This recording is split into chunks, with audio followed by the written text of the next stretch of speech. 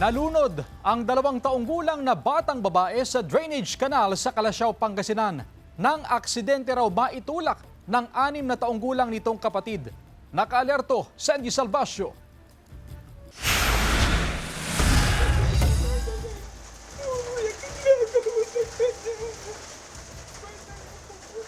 Hindi na napigilan ni Lolo Felix ang kanyang emosyon sa pagkawala ng kanyang malambing at mabait na apo na si Berta matapos mahulog sa isang drainage canal sa barangay Dinalawan, Calasiao, Pangasinan. Nagpunta sa palayan ang 2 taong gulang na bata kasama ang kanyang ina at 6 na taong gulang na kapatid upang mamingwit ng isda. At habang namimingwit ang ina, naglalaro umano ang magkapatid nang aksidenteng maitulak ng nakatatandang kapatid ang biktima sa isang drainage na malapit sa palayan. Tapos yung namimik na isa, biglang lumusong. Hindi makayanan ng higop ng yung tubig kaya tumawag ng responde yung yung lumusong sa tubig.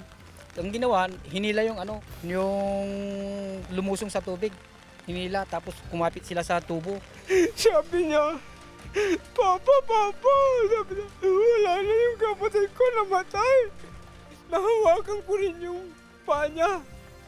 Kaso malalim masyado, lampas tao ang lalim. Inabot ng mahigit 20 minuto bago nahanap ang bata. May nakabara raw sa drainage kaya hindi ito nakalabas sa kabilang dulo. Pilit pang isinalba at dinala sa ospital pero sa kasamaang palad nasawi ang bata. Bunso sa 5 magkakapatid si Berta. Labis ang paghihinagpis ng mga kaanak sa kanyang pagpanaw. Mabay yan hindi ko makalimutan yan na puga.